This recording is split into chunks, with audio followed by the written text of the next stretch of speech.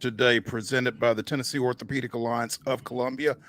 I'm Maurice Patton. That is Wade Neely. We're coming to you from our homes on this Monday afternoon. We'll be here with you for the next couple of hours talking local, regional, and national sports. Wade, happy Monday.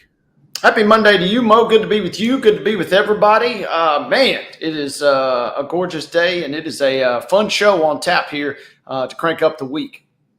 It absolutely is. It was a big weekend. Obviously, a lot going on. A lot of it focused on the Tennessee Titans in the National Football League. The 2025 NFL Draft is in the books. We'll obviously be talking about that. In fact, in the next hour, we're going to talk with TACUMA ROEBACK, longtime colleague of mine at a previous stop, talking about probably the story of the NFL Draft, Shedeur Sanders. So we're going to visit with T-Row in the next hour. In the next segment, we're going to talk with Titans analyst Mike Herndon about the Titans draft and what they came out of it with and what they added after that with undrafted free agents. I'll tell you one addition that I'm really fascinated by. So we will talk with Mike in the next segment. We'll also be talking some Braves, some Major League Baseball, a little Houston Astros. They kind of redeemed themselves yesterday in their series with Kansas City after a rough start to that, but we'll talk a little bit about that, what we got coming up this week in Major League Baseball. We'll talk a little NBA playoffs. At least one team is out, and it's probably who you would have expected. So, again, we'll talk a little bit about hoops. Huge performance over at Geodis Park over the weekend. We'll get into that as well. We talked a little bit about former Brentwood Academy golf standout Blades Brown. Man, he put it together this weekend. Excited to get into that later in the show as well. But yeah, there's a lot to get to, man. It was a big weekend. Wade managed to stay dry while he was on assignment at the marathon this weekend as well. So really happy for that you didn't have to break out the frog talks. No, I didn't have to break those out. But yeah, it was a lot of fun. 20+ thousand, their biggest turnout in terms of race day participation since COVID.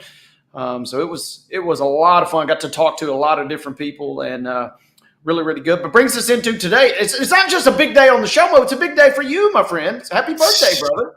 Well, man, I appreciate it. Yeah, they're all big once you get to a certain point. So yeah, it's a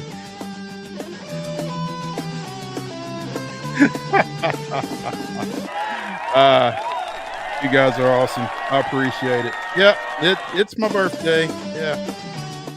Okay. Stop it. We got well done, Mark. Producer Mark Rogers making the magic happen. Yeah. It's not been as celebratory today as I probably would have liked just because work. But I did get to hang out with my mom, as I mentioned at the end of the show Friday. Friday was her birthday.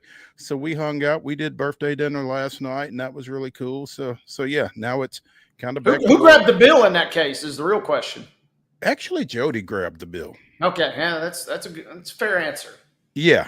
So yeah, that went well. I mean, it'll probably roll down to me at some point, but you know how that goes. So it's all good though. We had a good time. So yeah, that new Packers jersey you're buying. The new number 22 jersey is coming your way soon. There we go. That's what we got coming up here over the next couple of hours. I guess we should probably go ahead and get into it because the Monday rundown is always a pretty lengthy one. So let's give you this weekend's results and today's schedule on the rundown. This is the rundown. Buckle up, boys and girls. Time for the Monday Rundown. And before we get into it, I want to remind you that each and every single Monday, our rundown is brought to you by our friends at Zion Christian Academy.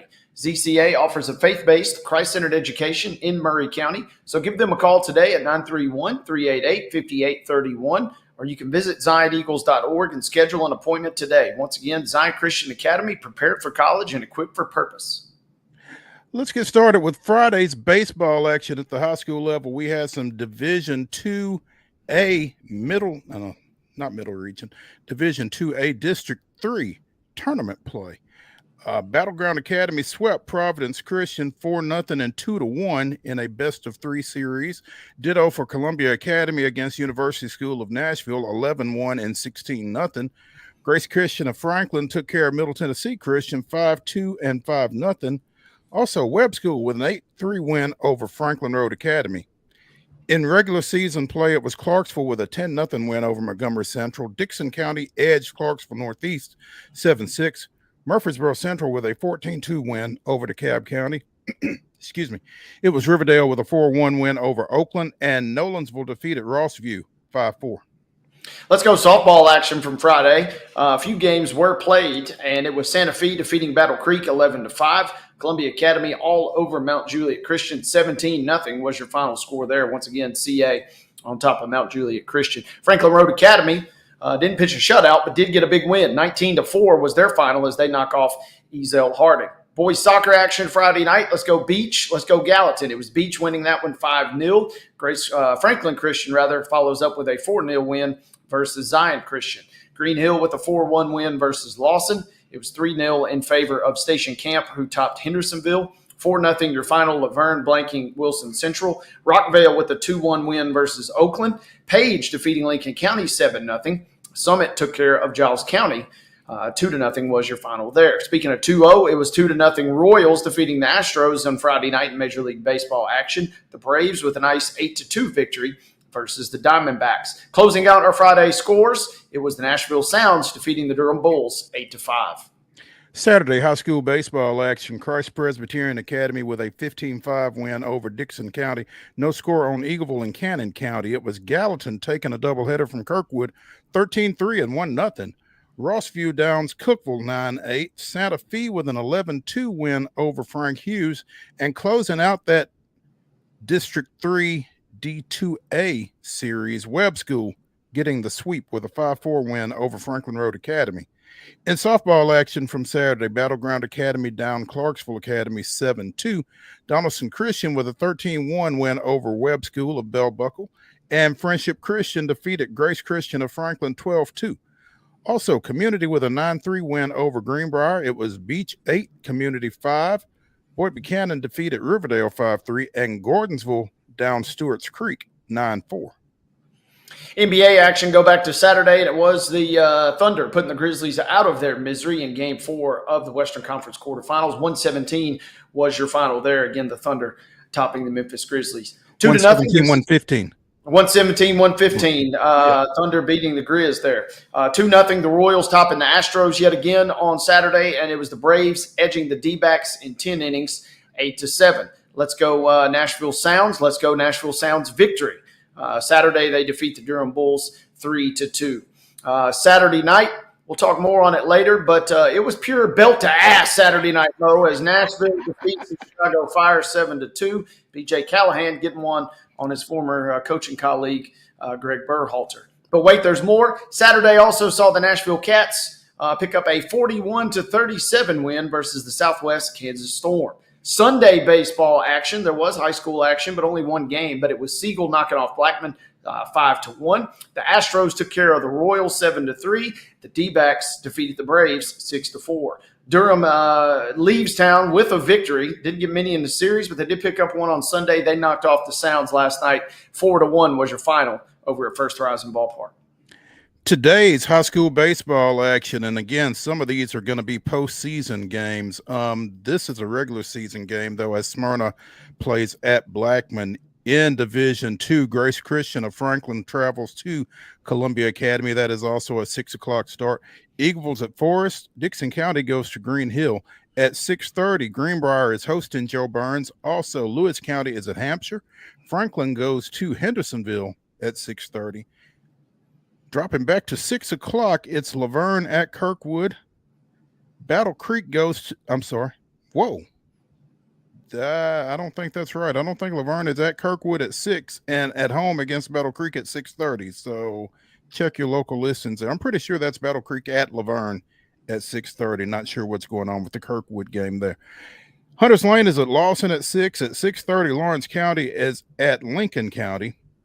6 o'clock start for Watertown at Macon County. Rossview travels to McCracken County of Kentucky, not sure what time. Also at 6 o'clock, Columbia Central goes to Oakland. Montgomery Central is at Portland at 6:30. Liberty Creek travels to Ravenwood. 4 o'clock, East Robertson is at Richland. That's got a post-game or postseason tone to it there. At 5, Centennial is at Riverdale. At 6, Independence goes to Rockvale. Hickman County is at Santa Fe at 6:30. Also at 6:30, Pearl Cone is at Springfield. Summertown is hosting Wayne County at 6. Siegel is at Summit at 6. Lebanon goes to Upperman at 6. And another district tournament matchup, Battleground Academy travels to Webb School. That's a 6 o'clock first pitch. Murfreesboro Central is at White House at 6:30. And at 7, Gallatin is at Wilson Central. Softball action today. We get started at 4:30 this evening, folks, with a couple of games, including Good Pasture at Columbia Academy and also Ezel Harding, who will meet Webb School. 5 p.m. showdown for Independence at Battle Creek. Also at 5 would be Portland at Gallatin. At 5 p.m., East Robertson softball will be at Greenbrier. Loretto will travel to Lawrence County. Richland will be on the road at Mount Pleasant at 5 p.m. Culleoka traveling to Spring Hill as we close the 5 o'clock window. Also another game at 5. I should say Zion Christian will be at Wayne County. 5:30 start time for Cascade, who's at Blackman. Clarksville Christian is at Clarksville Northeast at 5:30. Also, half 5 starts include Westmoreland at Franklin Simpson, Kentucky, and MLK will be at John Overton. Let's go to 6 o'clock as Eagleville will be on the road at Huntland tonight. Giles County will travel to Cornersville at 6 p.m. Also at 6, you can catch Cane Ridge, who is at Laverne. 6:30 showdowns for Friendship Christian at BGA, Franklin Road Academy at DCA. Riverdale will be at Oakland, and Gordonsville will be at Siegel. 7 p.m. start time tonight to cap our softball schedule. It'll be Columbia at Coffee County. Limited number of action, but we do got some good games on the docket in boys soccer tonight. They get underway at 6. Culleoka traveling to Battle Creek. Lawrence County is on the road at Zion Christian. Page will be at Father Ryan tonight at 6:30. And at 7 o'clock, you can catch us on Pulaski Citizen Live as Giles County will play host to Spring Hill. Flag football action tonight. Creekwood is hosting Valor Collegiate at 4. Valor Collegiate will play Waverly at Creekwood at 5 o'clock. Also at 5 o'clock, Harpeth is at Fairview. Summit is at Ravenwood. At 6 o'clock, Siegel is at Blackman. Waverly plays at Creekwood against the Red Hawks at 6 o'clock. Also at 6, Cheatham County is at Fairview. Independence goes to Franklin. Centennial plays Summit at 6 at Ravenwood. At 7, Centennial plays the host Raptors. And at 8, Page plays Summit at Ravenwood. In Major League Baseball action of interest to us, the Detroit Tigers visit Houston for the first of a 3-game series. The game is at 7:10 and can be seen locally. At 7:40, the Braves continue their trip out west with a contest at the Colorado Rockies. Again, that's a 7:40 first pitch. You can see it on FanDuel Sports. Ladies and gentlemen, that is your rundown.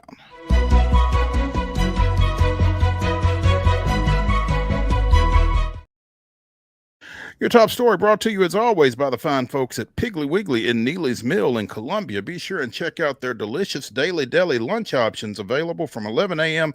until 6 p.m. Also, their hand-cut meats and everything is cost plus 10% at the cash register. Piggly Wiggly, Neely's Mill, Columbia, bringing you our top story. This one coming to you from the world of collegiate and professional basketball, and sad news. We've been doing a lot of death recently, man. It's Dick Barnett, who was inducted in the Basketball Hall of Fame as a member of the Tennessee A&I teams that won 3 straight NAIA national championships in the late 50s, and was also on the Knicks NBA championship teams in 1970 and 1973, passed away over the weekend. The announcement came on Sunday. He was 88 years old. the Knicks in a statement. Throughout his illustrious career, Dick Barnett embodied everything it meant to be a New York Knick, both on and off the court. He left a positive impact on everyone he encountered, and this organization is incredibly fortunate to have him be such an integral part of its history. His jersey will forever hang in the rafters of Madison Square Garden, and his play throughout his career will forever be a part of Knicks fans' memories. Again, Tennessee A&I, now Tennessee State, became the first historically black college or university to win a national championship when they won 3 straight under John McClendon from 57 to 59. And Barnett was an All-American each of those 3 years, was the MVP of the 58 and 59 NAIA national tournaments. So, I mean, a trailblazer, a trendsetter, went on to begin his professional career with the Syracuse Nationals, played for the Lakers before getting to the Knicks in 65 and was there for 9 seasons. Again, 2 NBA championships under his belt during his time with the Knicks, 9th all-time leading scorer in that franchise's history. So he and his remaining teammates were recognized at the White House last year with Vice President Kamala Harris.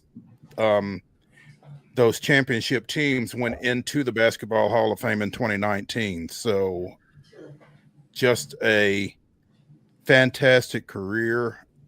Obviously, again, a standard bearer, a trailblazer, both at the collegiate and professional level.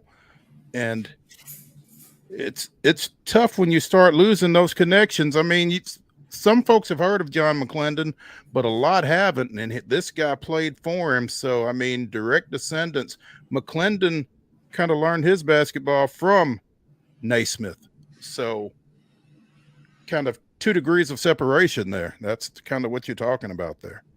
Absolutely. And kind of to your point, everything I know about this legendary guy, Mr. Dick Barnett, that we're talking about, comes from that great ESPN miniseries Black Magic that came out in the mid-2000s. And he is predominantly featured, along with like Earl Monroe and a few others. But Dick Barnett, didn't really know his backstory, certainly didn't really know the 3-year epic run. They had a 36-game win streak in the midst of all that, did TSU. And he was right there in the mix. And if you get a chance, you can still go back and download that from the ESPN shop. It is worth checking. I need to go back and revisit. That's how long it's been. And it kind of puts into perspective everything that this guy did for a guy that, a lot of folks, myself included, kind of weren't totally aware of and painted the picture, but only so much. Everything else that you just said kind of really filled in the gaps, because this was a legendary guy in collegiate ranks, as well as with the Knicks especially, and across professional basketball. Hate to see him go, and he will be sorely missed. A Titan across a number of different fronts. Absolutely. So obviously our thoughts go out to the Tennessee State community and the NBA basketball community as well on the loss of Dick Barnett this weekend at the age of 88.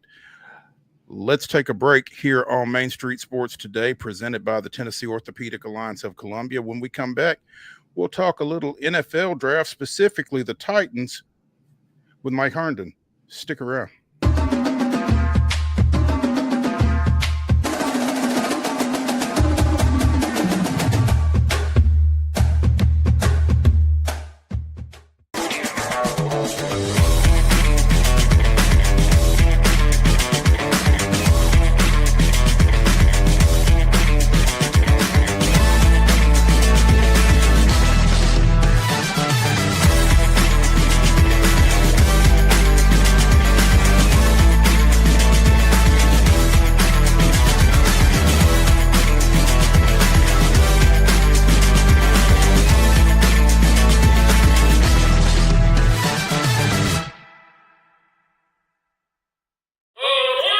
Step into the Lionel retail store at Opry Mills, Nashville, and you'll be captivated by all the magic of the 123-year history of Lionel trains.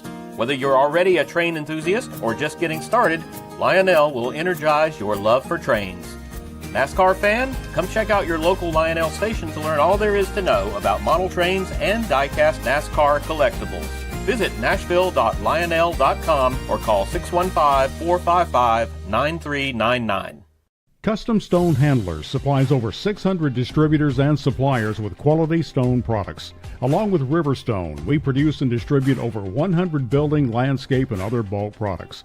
Our goal is to provide quality products, service, and partnerships to ensure our customers' success. We firmly believe the measure of any person or company is how you treat other people and customers. Give them a call at 931-490-4990 or visit CustomStoneHandlers.com.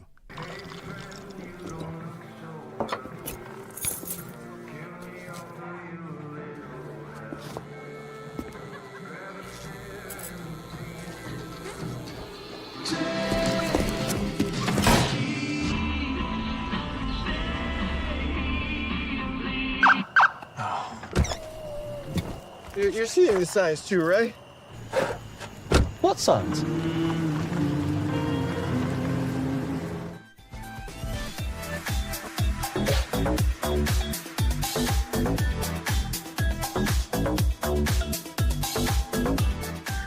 The Monday Mirror continues here on Main Street Sports Today, presented by the Tennessee Orthopedic Alliance of Columbia. That's Wade Neely.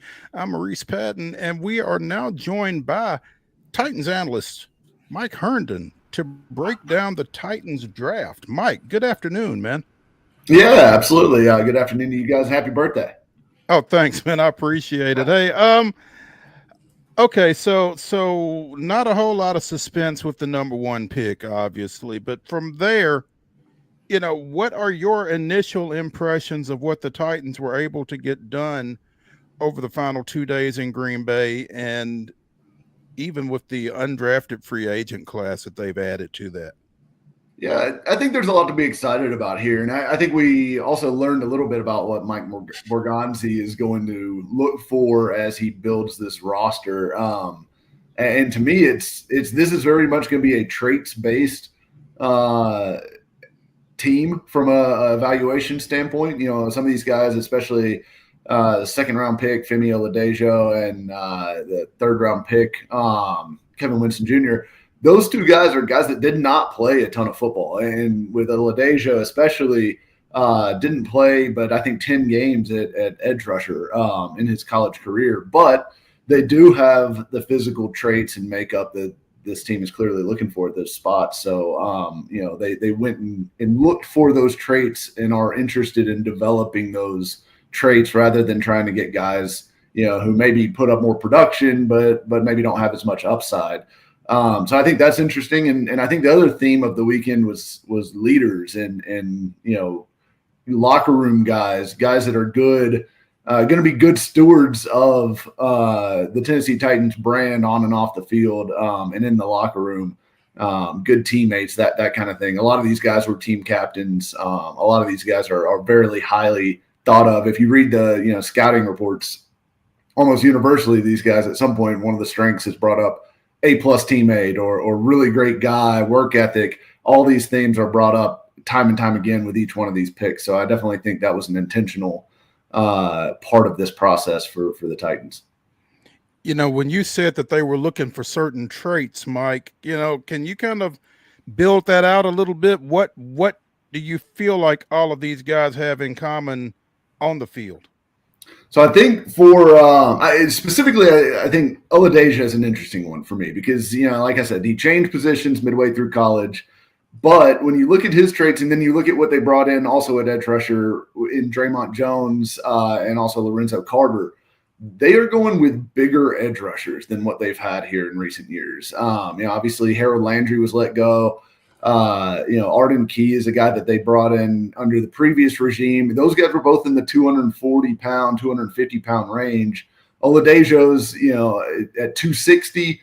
Draymond Jones is even bigger in the 280 range. And then Carter, I think, is checking in around 265 now as well. These are power players. And whereas they previously were going for more of the flexible, bendy, you know, speed rusher types on the edge, they are now going for power, bull rush, crush the pocket type of edge rushers, more in the line of Danico Autry if you want like a recent example of a Titan to compare. Not saying these guys are Danico Autry by any means, but that type of rush style and using power more so than speed and finesse, I think is something that they clearly were identifying and targeting specifically at that edge rusher position. But then, at wide receiver, they clearly wanted speed. They went and got two guys that run in the DK runs in the 4.3s, low 4.3s, and then Ao Menor is in the mid 4.4s. So, I think 4.42 or 4.44. I can't remember. But both fast guys, especially for the speed with Ao Menor.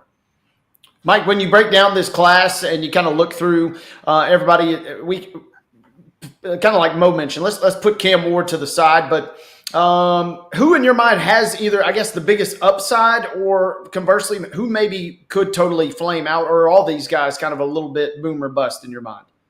Yeah, I think upside-wise, I think Ao Menor has a ton of upside just simply because of the physical skill set. I mean, you were talking about a receiver that's 6'2", 210, 215 pounds, and runs in the 4.4s, and has the ball skills, right? Like, there's plenty of highlights out there floating around if you want to catch them. Jumping a lot versus Colorado and Travis Hunter, worth pointing. That's right. Yeah. 294 yards and 3 touchdowns in a 2023 game as a redshirt freshman, by the way, against Travis Hunter. So, this guy is clearly extremely skilled, was not playing with the greatest quarterback situation at Stanford. He's going to get a major upgrade in that regard going to play with Cam Ward here in Tennessee. So I think he's got major upside. And then the other guy I'll throw into that category, Kevin Winston Jr., the safety. You want to talk about a guy that looks like he's built in a lab to play safety. 6'9" wingspan on a safety is insane. And then he runs, at 4.51, I think like 6 months after a partially torn ACL. This guy's a freak athlete. He does not miss tackles, partly because he's, got the pterodactyl wingspan. He just wraps guys up. That guy has a chance to be a star level safety at the NFL level, in my opinion. The physical tools are all there. It's just going to be, again, he's a guy that played. He was a full-time starter for one season, then got hurt early this last season. Probably would have been a fringe first-round pick had he stayed healthy. And they get him in the third. That's a guy that could outplay his draft slot quite a bit. Sandwiched in those receivers in round 4 there, you got Gunnar Helm, one of 12 players from your beloved Longhorns. What does he bring to the table, and what could he turn into in your mind?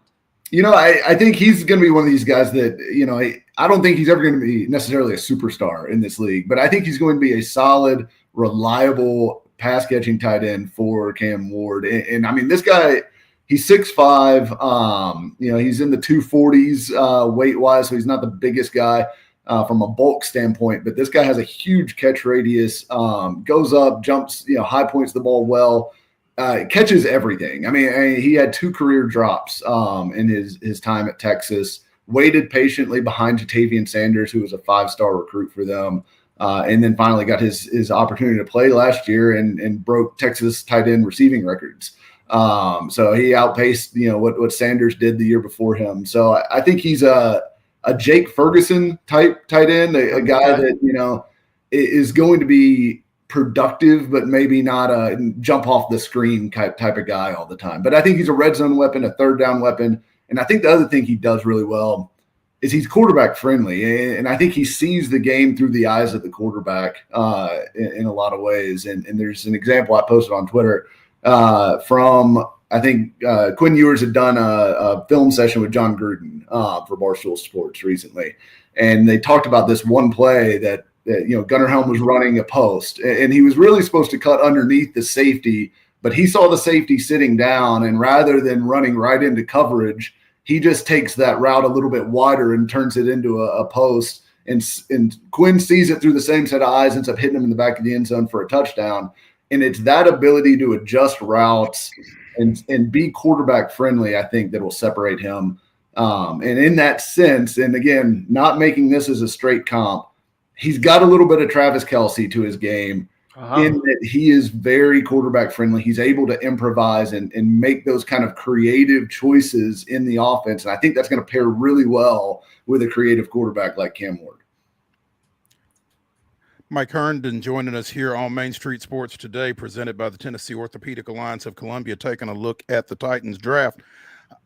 Mike, the fact that they only took one offensive lineman, Jackson Slater, a guard out of Sacramento State, in round 5, does that tell us anything about how they feel about what they've got at offensive line right now? I think it tells us that they're pretty comfortable with the 5 that they've got set to start, which I think they should be. They paid Dan Moore big bucks.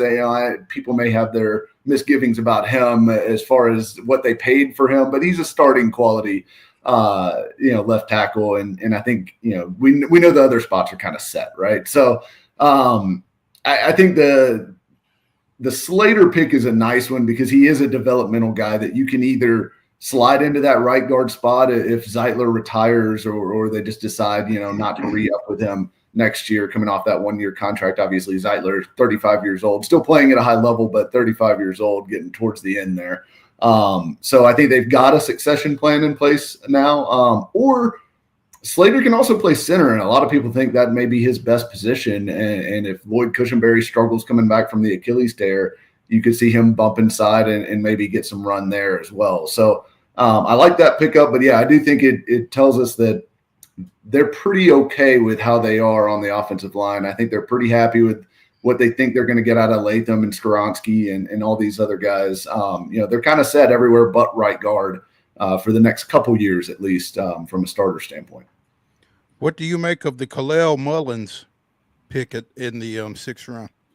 I like that one as well.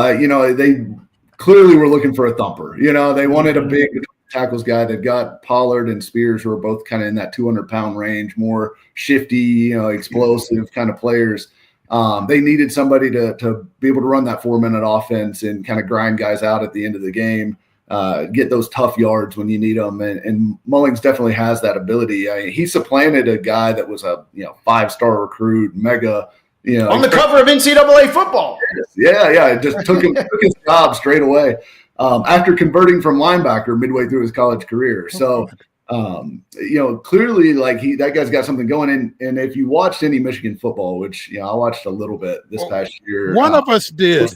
Through my eyes, they're through my hands. He's still running versus USC, by the way, in my mind, on that crazy comeback that they had there. Yeah, I don't think I've ever seen a team come from behind simply by turning and handing it off to a 226-pound running back over and over again. But that's exactly what they did against USC, and he carried them to that victory and honestly got them over the hump against Ohio State too. I mean, they do not win that game without Mullings, putting them on his back for some portion. So I really like that pickup. And again, I think, he's a guy that's going to be good for you on special teams. That linebacker background will be great on special teams.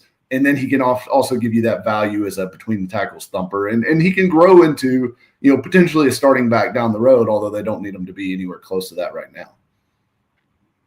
Mike real quick, you mentioned we talked about kind of all these picks here, and I guess I do want to weave back into Cam Ward. Did the Titans, I guess my initial question or my first thought is, did the Titans do enough to kind of surround him with a few little pieces to at least kind of get him on his hopefully right foot to start his NFL career? I think they gave him enough it's not going to be the greatest, wide receiver core in the league, clearly. But they've given him enough to work with. If you look at guys like Joe Burrow in his rookie year, what he had to work with from a receiver standpoint, he had Tyler Boyd and a rookie T. Higgins, and that was it. And then you've got here, you're going to have Calvin Ridley and Tyler Lockett kind of as the headliners. And then you've got some younger guys that you can fill in here with DK and Ayo Manor and, Xavier Restrepo, depending on how things pan out with him as a UDFA. So there's definitely some reasons for optimism, but I think they've given him enough that he's not going to be massively held back by just, not having anyone to throw the ball to. Mike Herndon joining us here on Main Street Sports Today, presented by the Tennessee Orthopedic Alliance of Columbia, talking Titans draft and the aftermath, I guess. They only drafted one cornerback, Mike, but went really heavy in terms of UDFAs afterwards. I think, 5 here I'm seeing, one of whom has some local ties, former Battleground Academy standout Garnett Hollis, who signed initially with Northwestern, finished his career at West Virginia, 6', 200, 12 pass breakups over his last 3 seasons at the collegiate level. But again, they went pretty strong at corner in the undrafted free agent market. 1, 2, 3, 4, 5 corners. Do you take anything from that, or is that just kind of what they felt like was available?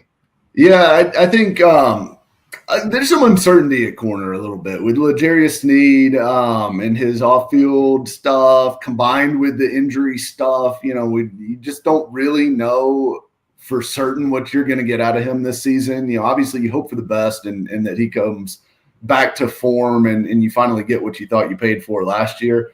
But we'll see. There's uncertainty there. So I think they feel good about Jarvis Brownlee Jr. I think Roger McCreary is solid. Daryl Baker played some good snaps for them last year, and I think will be relied upon as a depth piece in that secondary. But I think it makes sense for them to take a lot of bodies there.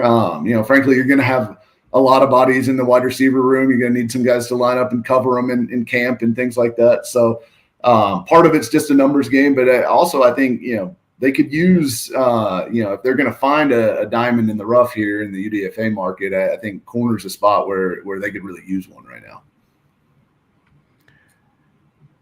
Anything else that we've not touched on that jumped out at you from the weekend, Mike? I do think Cam Ward, I just feel like, and it was a frustration of mine during the draft that he got like no coverage whatsoever. And I know he was the presumed number 1 pick. Everyone kind of knew it was going to happen for weeks leading up to it.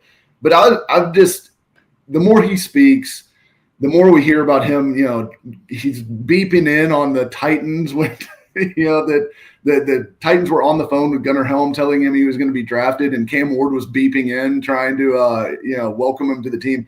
I love stuff like that. I'm fired up about Cam Ward the person as much or more so than I am Cam Ward the player, and he's a heck of an impressive player.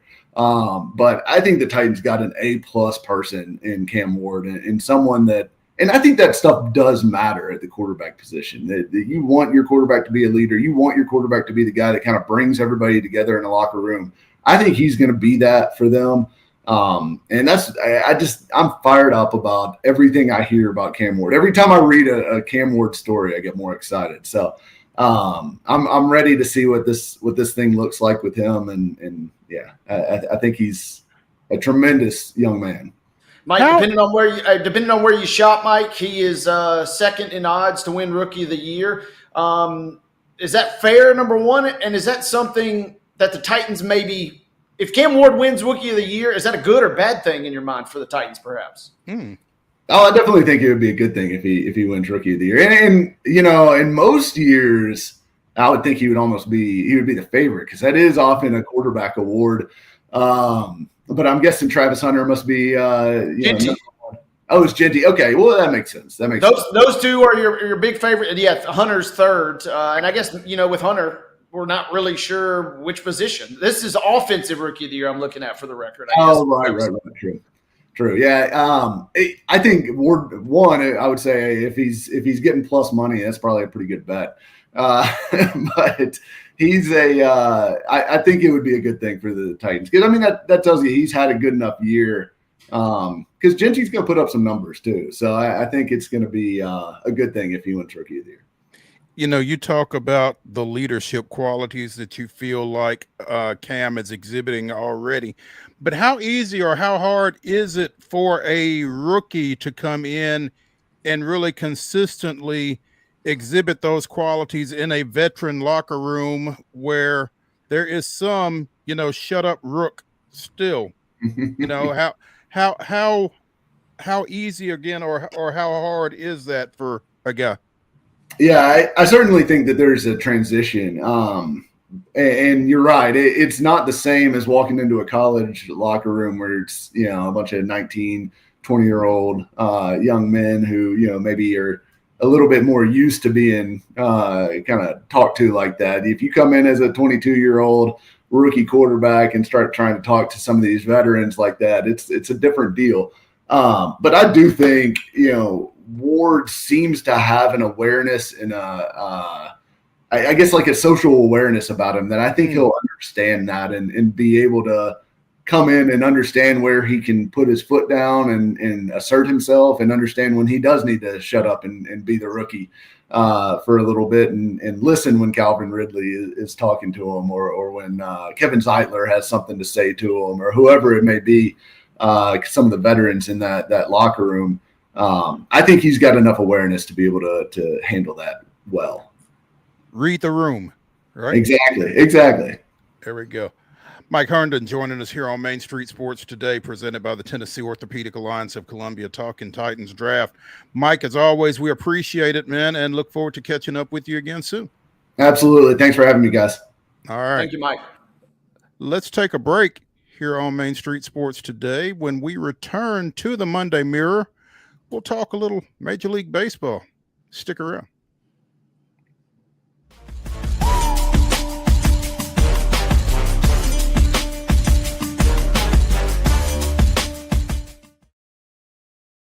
At Delta Dental of Tennessee, we know our success begins and ends with providing superior quality service, and that includes serving those who need it most.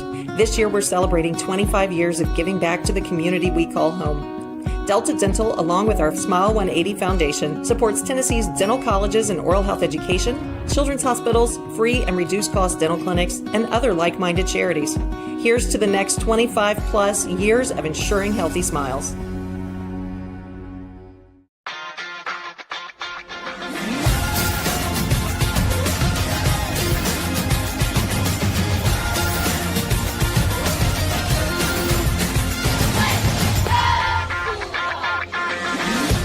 Zion Christian Academy at zioneagles.org or 931-388-7531. You can schedule your appointment to visit their beautiful campus. Again, zioneagles.org or 931-7531 to schedule your visit today.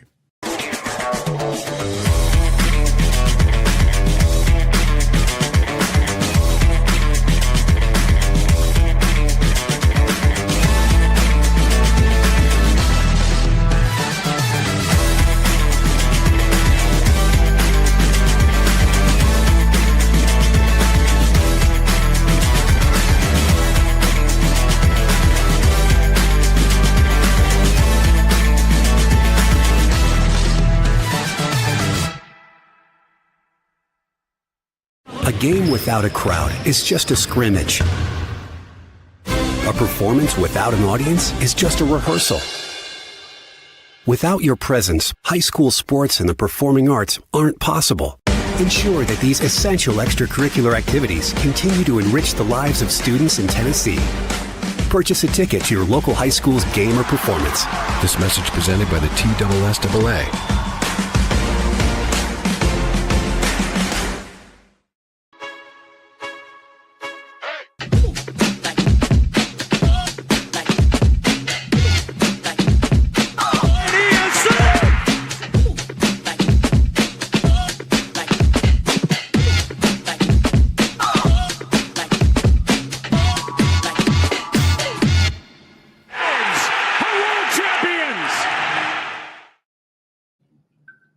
April 28th, 1961. Hank Aaron played at Frank Bowling with a 2-out single in the bottom of the first inning, and Warren Spahn made the one-run stand up. Having just celebrated his 40th birthday on April 23rd, Spahn spun the second no-hitter of his career to defeat visiting San Francisco 1-0. Spahn faced one over the minimum as he issued 2 walks, one of which was erased by a double play, and struck out 5 for his 290th career victory and his 52nd shutout. Only Cy Young, who was 41 when he threw his third no-no, had accomplished the feat at an older age. That was this day in Braves history. So Atlanta lost yesterday at Arizona. 6-3 was the final, the 6-4, excuse me. But they won the first 2 games of that series. And so after that 0-7 start that we are trying to forget about, they're 12-8 since. you'll take that coming from where they're coming from. They're actually not looking. They have someone that they can, look to the side at in the NL East now. Not everybody's looking down at them. They're tied with the Marlins at this moment at 12-15, heading into this 3-game series that starts tonight at Colorado. So you'll take improvement where it comes. Yesterday was a tough one because they had some opportunities offensively, as has typically been the case in the games that they've lost, and just didn't quite cash. But again, 12-15 coming from 0-7 is progress. Yeah, and their playoff odds creeping back close to 70%, and they have lapped the Phillies in that regard. Phillies down to 62.5. Oh, that's wild. That's kind of intriguing, given where both of them are and everything. I guess they feel like the Braves' upside is a little bit better than the Phillies is at this point. Is that how you would read that? Yeah, I think, the Phillies just can't stop losing games. So maybe that's just a function of kind of where we're at right now. And, the Mets are pretty prohibitive favorites to win your division. And this is on fangraphs.com. But if somebody's gonna finish, I think this is a function of if you finish number 2, probably even finish number 3 in that division, more often than not, you're probably still going to get a playoff berth. Yeah. Again, Braves and Rockies 7:40 tonight. Bryce Elder getting the ball for Atlanta. He's 0-1 with a 5.57 ERA. The Rockies, who are 4-23, the worst record in Major League Baseball, a title that the Braves held not too long ago. The Rockies will start Ryan Feltner. He is 0-1 with a 3.86. Colorado is 3-9 at home. They are currently on a 6-game losing streak, and they are 14 back in the NL West, which, it's the NL West. We've been talking about it all year. Everybody else over there's got at least 15 wins. Somebody has to be bad, I guess. So saddle up, Colorado. But the Rockies are one of just 2 teams with fewer than 10 wins in Major League Baseball right now. The White Sox, of course, 7-21. So this might be an opportunity for the Braves to further their momentum. You'd certainly like to think. You want to think winning the series. You don't want to get greedy, but again, they are 4-23. So anything short of a sweep, there will be some folks disappointed for sure.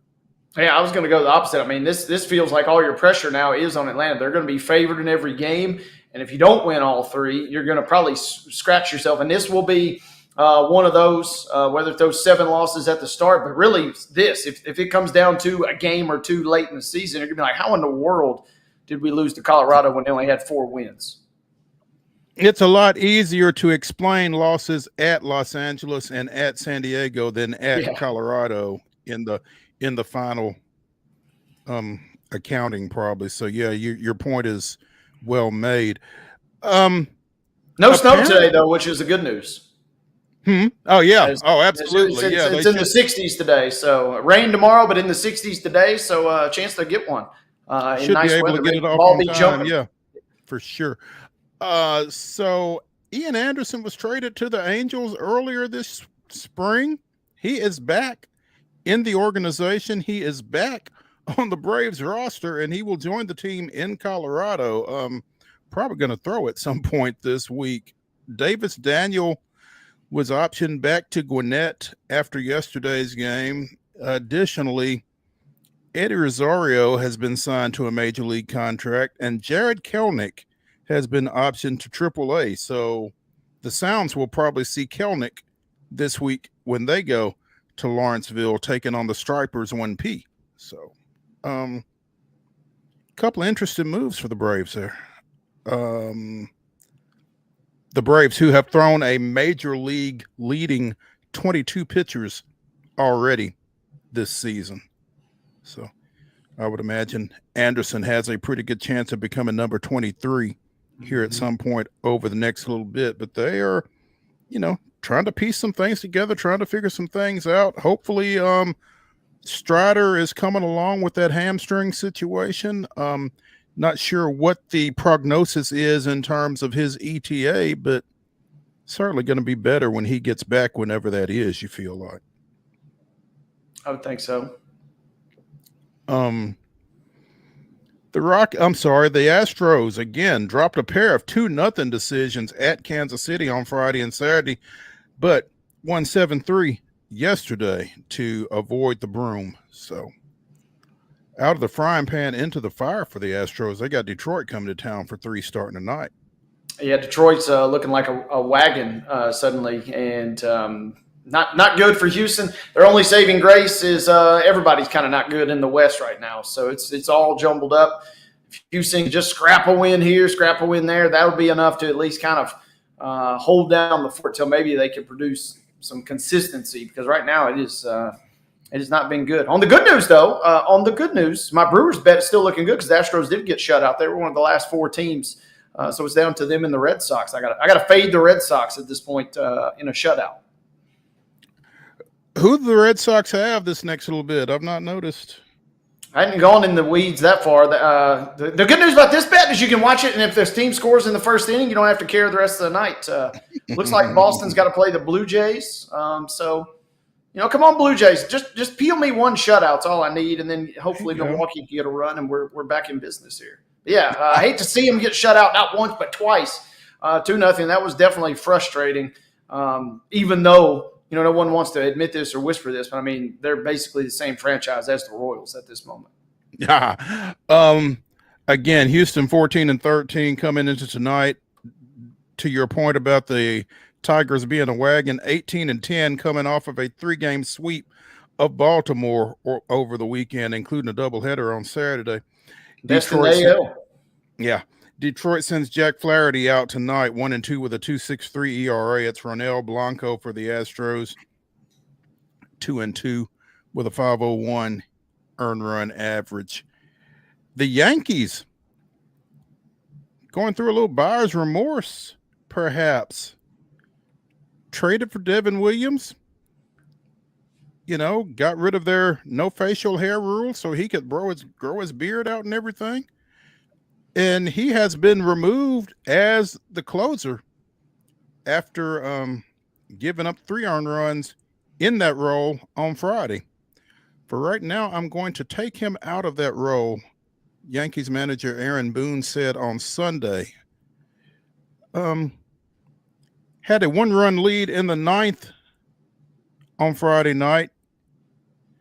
Gave up 2 hits, hit a batter, and gave up 3 runs. First blown save, second loss, and his 4th meltdown, which is a Fangraph stat. Wade, you'd probably know more about this than I would. The judges' relievers based on their win probability added. What I do know is that Williams has an 11.25 earned run average through 10 appearances.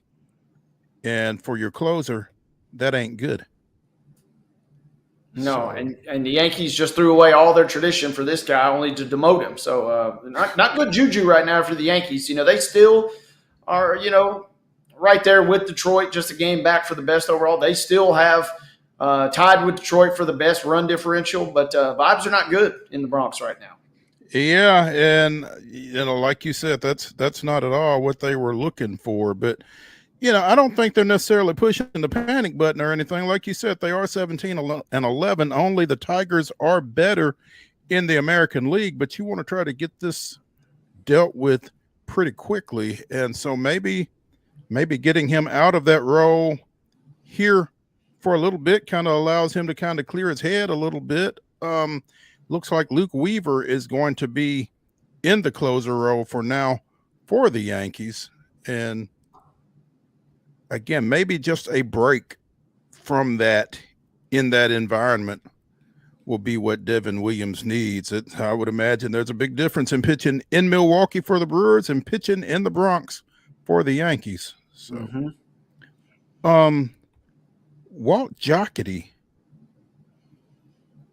a key front office figure with the Cardinals and the Athletics when they won World Series championships also a key member of the Reds and Rockies front offices over his career.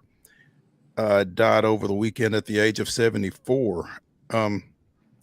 General manager of the Cardinals for 13 years with La Russa. The Cardinals made 7 postseason appearances over that stretch, won a pair of National League championships, and I believe won a World Series through that stretch as well. In 2006. 2-time MLB Executive of the Year with the Cardinals, won it again as GM with Cincinnati in 2010. Was currently serving, I believe, as executive assistant to the CEO in Cincinnati. 50 years in professional baseball. I mean, I think that is the definition of a baseball man right there. So, again, you hate to hear about this kind of thing. Goodness, this guy drew a check in professional baseball for 50 years. What kind of life is that? Man, long and lengthy career with success, seemingly every step of the way. That's one that I was did not have on the radar. And, when you kind of go through those accolades, you're like, holy smokes, what a life. Yeah, I mean, it makes me think of your guy Harbaugh. Who's got it better, Yeah. I mean, you drew a check in baseball for 50 years, man. What could you possibly complain about? That would be fantastic. But thoughts with his family and the baseball community over his loss. We mentioned during the rundown, the Nashville Sounds and the Durham Bulls split a 6-game series at First Horizon Park this week, with Durham getting out with that 4-1 win yesterday. But great week for Daz Cameron. We talked last week about him being the International League Player of the Week, and apparently the Brewers took note. They called him up Saturday. He was hitting .370 with 6 home runs, 18 runs driven in 11 games after coming over from Baltimore on April 7th. I mean, that's a heater, if ever there was one. And so he goes up on Saturday, gets in as a defensive replacement against the Cardinals, and goes 0 for 2 in a 6-5 loss. But, I mean, it's nice to see him back up there. He's previously been up with the Tigers, and he follows in his dad's footsteps. We've mentioned that Mike Cameron played for the Brewers as well in 2008, 2009. So the Camerons become the third father-son duo to play for Milwaukee.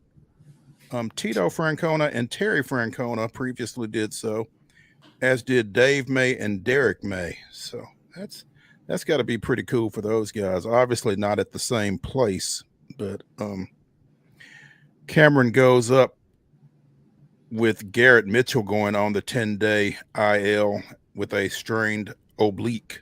So hopefully he will get some ABs and be able to show some production and maybe stay up there for a while. I mean, that's what all those guys are trying to do.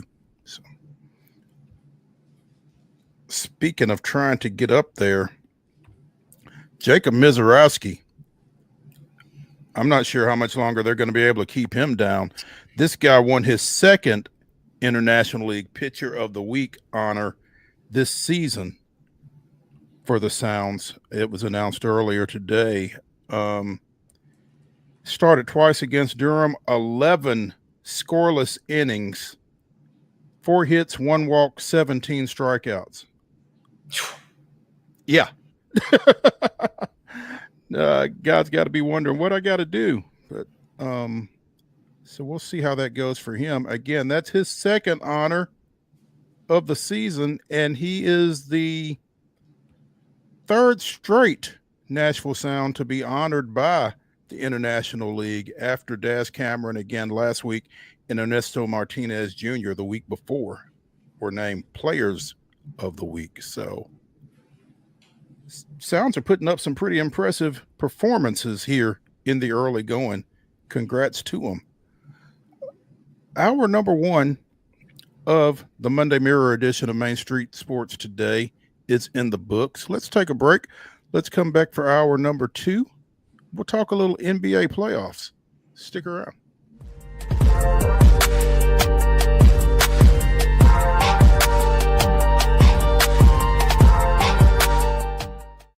Hi, I'm Dr. Vilay Saisuka, CEO and founder of Premier Foot and Ankle Centers of Tennessee here in Murfreesboro.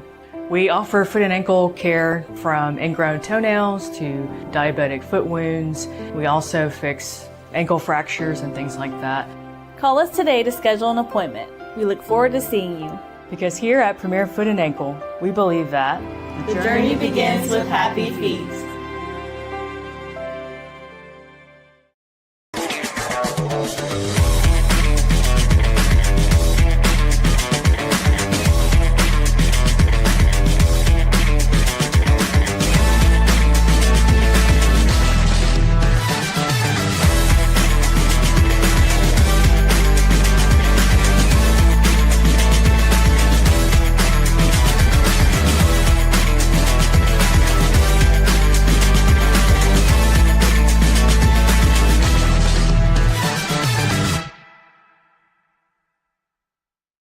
Jones & Lang Sporting Goods here in Columbia has been outfitting teams, officials, and anybody else from T-ball to college for 50-plus years. Be sure and check them out at 931-388-8060 or online at jonesandlang.com. Jones & Lang Sporting Goods, the look of a winner. Custom Stone Handlers supplies over 600 distributors and suppliers with quality stone products. Along with Riverstone, we produce and distribute over 100 building, landscape, and other bulk products. Our goal is to provide quality products, service, and partnerships to ensure our customers' success. We firmly believe the measure of any person or company is how you treat other people and customers. Give them a call at 931-490-4990 or visit CustomStoneHandlers.com. Piggly Wiggly, located in Neely's Mill Shopping Center, is Columbia's locally owned and operated Cost Plus 10 grocery store dedicated to serving the community with low prices and smiling faces. Piggly Wiggly offers fresh, hand-cut meats daily as well as daily hot plate lunches from their deli counter. You're certain to see smiling faces and a helping hand when you're here at Piggly Wiggly. Come by and check out our fresh produce, high-quality meats, and more. Down home, down the street, we'll see you at the Pig.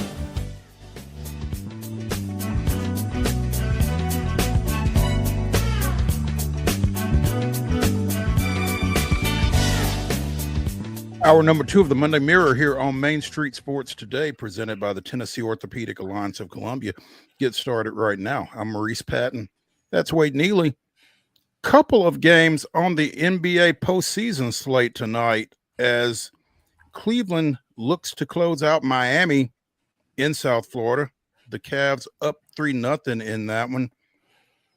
And in the late game, Houston trying to get even on the road at 7 seed Golden State. The Warriors up 2-1 in that one. Does Miami go home tonight, or does Miami stay home tonight, Wade? Yeah, they're done. I think kind of any gasp it felt like they were going to produce on Saturday. They were actually up double digits to start that game, catching the end of it right after we got back from race coverage. And then in the blink of an eye, Cleveland, not quite as surgical as the Thunder over in the West, but pretty darn surgical. They flipped that game on its head. They end up leading the first quarter by 13 after trailing by double digits, and they continue to be a buzzsaw. Jared Allen is a walking double-double, and Miami, props for being here. Props for, winning a couple games to get into the actual postseason, but happy trails. Well, the good thing about that is they'll give Memphis some company on the sidelines because after that Game 3 debacle for the Grizzlies, they bowed out again 117-115 on Saturday. It's wild that the last game was the closest, and I don't know if maybe OKC got off the gas a little bit or how that played out, but at least it looked respectable for the Grizzlies.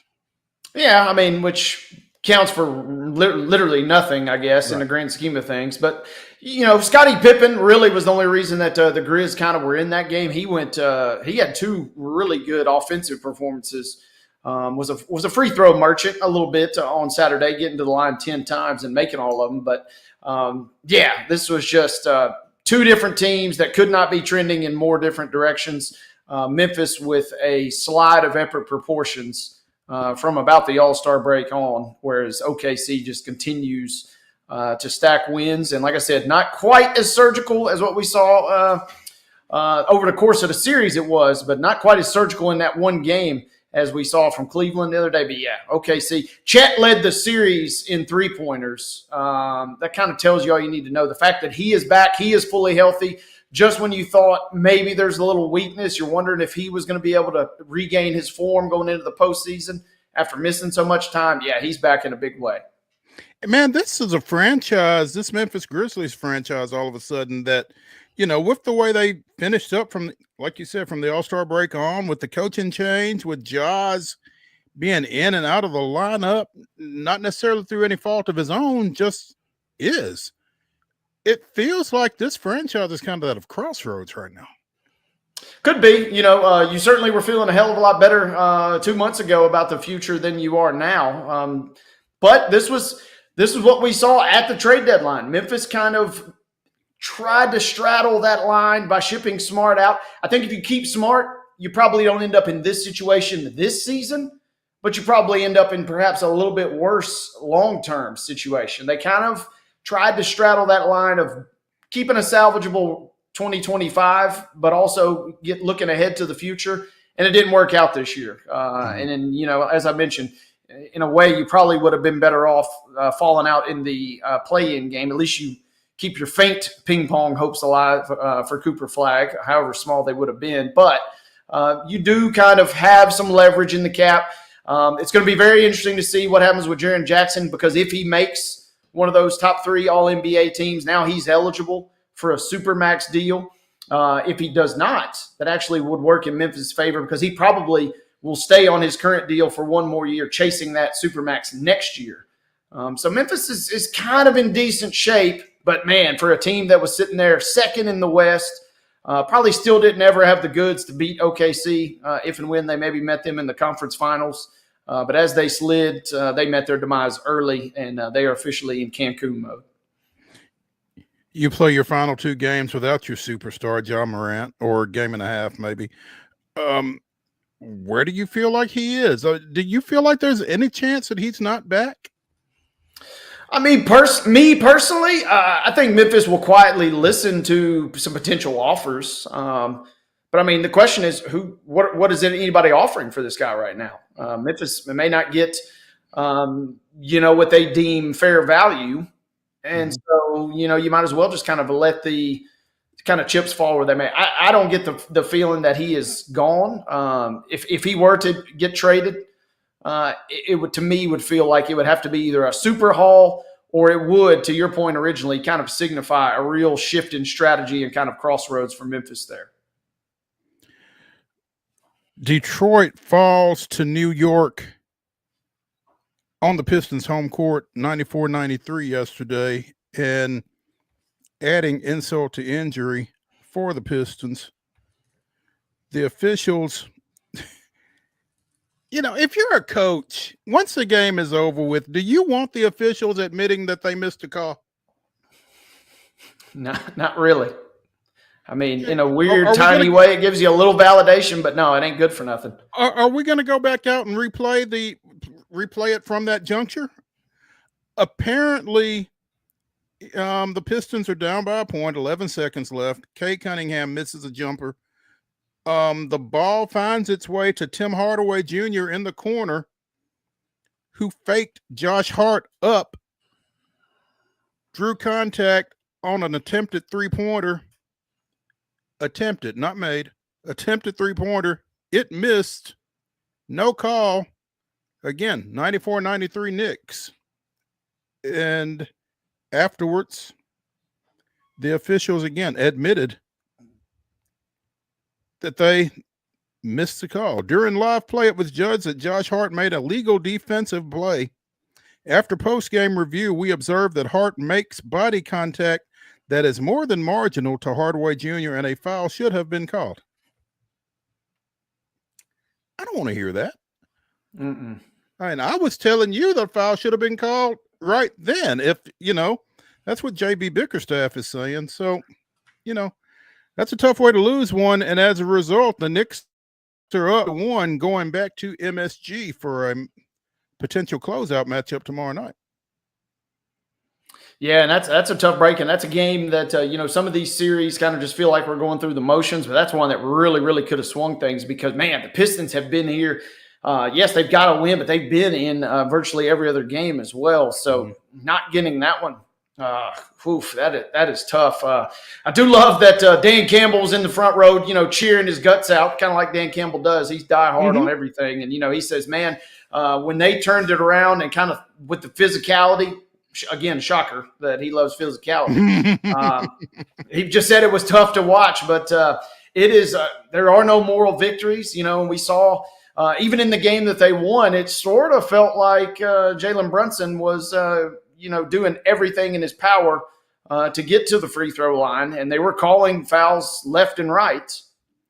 So Detroit, in a way, kind of given the history of their franchise, they feel like they're maybe, being unfairly up against. Would have been wild. It wouldn't have been a true buzzer beater, but seeing the free throws to end after the day before when we got the dunk to count as the buzzer beater for Aaron Gordon and the Nuggets on Saturday would have been wild. We have a dunk for a buzzer beater, and then we essentially have free throws to end the game. Not your traditional NBA buzzer beaters, but yeah, the official. I don't want to hear that. I'm like you right after the game. That's, on one hand, I feel, validated, but it really don't count for much at the end of the day. No, I'm still backs against the wall here to having to win 3 straight now to advance. And I'm just not sure that that's going to happen with 5 and 7, both being at MSG. So lots of luck, Pistons. Meanwhile, Boston getting ready to go home and probably close Orlando out after a 107-98 win yesterday. Yeah, good win for the Celtics after stubbing their toe. Tatum did go. We talked about his availability toward the end of last week, and he comes out, but they do stub their toe, but they bounce back, kind of just keeping pace with the Cavs. It still feels like we're on that inevitable collision between them two in the conference finals. Orlando, man, this is frustrating too, because on one hand, you're probably not in this spot if Paolo doesn't miss so many games earlier in the season.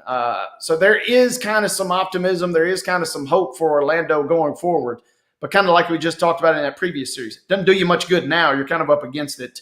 So, yeah, best of luck to these guys going back to Beantown. The Lakers up against it as well, but at least they're going home after that 116-113 loss at Minnesota in Game 4.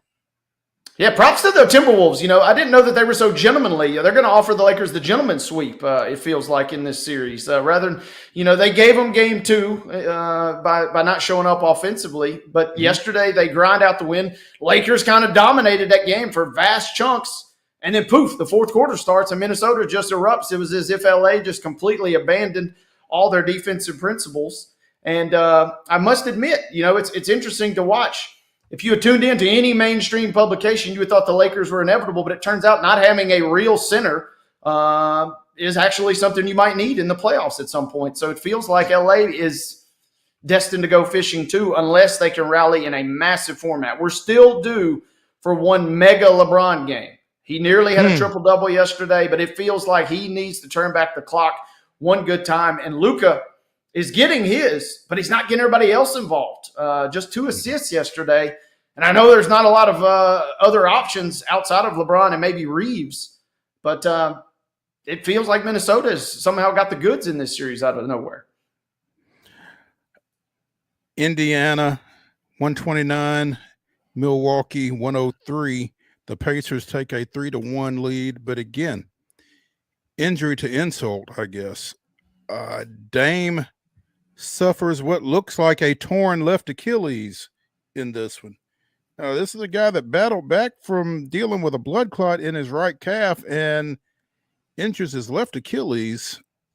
I don't know if there's any relation between the two or not, but goodness gracious, this is that's really unfortunate for him. 9-time All-Star. out for a month with the blood clot situation, comes back for this series and was, borderline effective, I guess, in games 2 and 3, and then goes down in game 4 with, again, what Doc Rivers and everybody else seem to feel like is a torn Achilles. Yeah, frustrating, right? And, this was the concern. You rush him back perhaps, or, he obviously had to sign off on this. But, man, this has got to be frustrating for Milwaukee because not only are you going to lose this series, not only are these games frustrating to watch, but you're kind of seeing this discourse bubbling beneath the surface. Have we seen the last of Dame? Have we seen the last of Giannis in Milwaukee? And it's kind of playing out on a national stage. And then to make matters really worse, Mr. Lego builder himself, Miles Turner, putting Giannis on an absolute poster early in the third quarter in that game. It is grim for the Bucks right now, to say the least. Again, Cleveland at Miami tonight in a critical game 4 for the Heat. Houston at Golden State in the late game tonight. Houston trying to get that one even at 2 games apiece. The Warriors trying to go up 3-1 going back to Houston. So should be interesting in both. Well, maybe not so interesting in Miami, but this Houston Golden State series, with Houston being the number 2 seed in particular, I mean, is that just kind of a case of what the West has been all year? Yeah, I told you, you just got to put those numbers out of your mind. Just take little sticky notes and put them up where the numbers are on your television and just watch the game that way.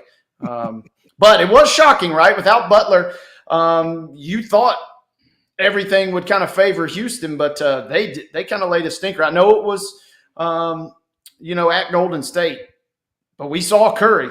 And I talked about it on the show. If this game was going to end up, or if this series was going to end up getting played a little bit more north of 100, where would the points come from?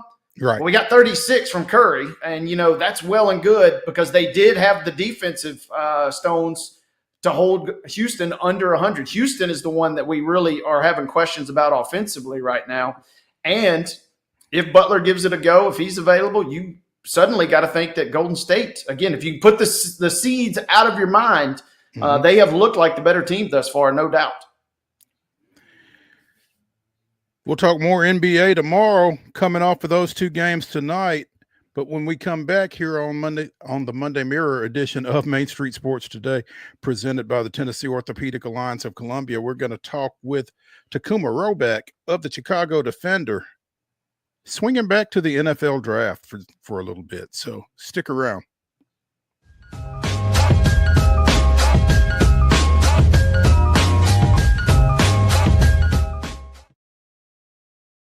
Hi, I'm Riley, a certified physician associate here at Premier Foot and Ankle Centers of Tennessee. We have a couple locations, Murfreesboro, McMinnville, as well as Franklin. We treat people of all ages. We're excited to get you back on your feet and hope we can help you today. Call us today to schedule an appointment. We look forward to seeing you. Because here at Premier Foot and Ankle, we believe that the journey begins with happy feet.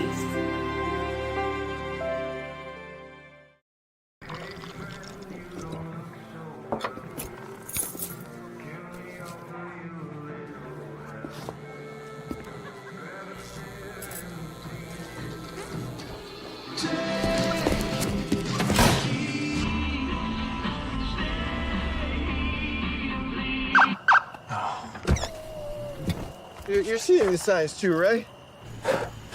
What signs?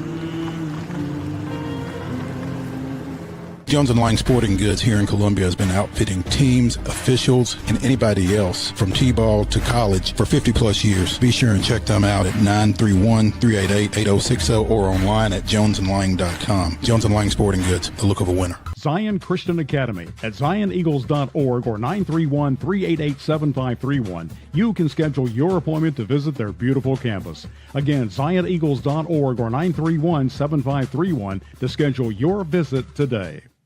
Piggly Wiggly, located in Neely's Mill Shopping Center, is Columbia's locally owned and operated Cost Plus 10 grocery store dedicated to serving the community with low prices and smiling faces. Piggly Wiggly offers fresh, hand-cut meats daily, as well as daily hot plate lunches from their deli counter. You're certain to see smiling faces and a helping hand when you're here at Piggly Wiggly. Come by and check out our fresh produce, high-quality meats, and more. Down home, down the street, we'll see you at the Pig.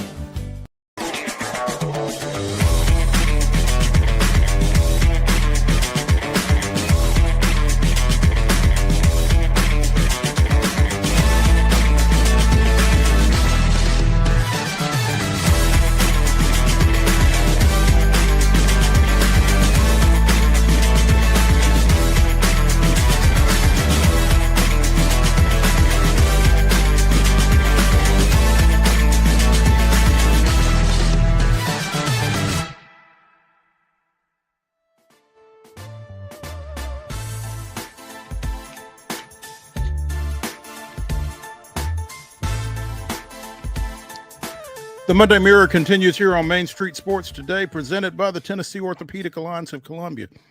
That's Wade Neely. I'm Maurice Patton. Joining us now from the Chicago Defender, TACUMA ROEBACK. Maurice, it's a pleasure to see you. It's been years. It's been a while, man. It has been a while. Everything going well?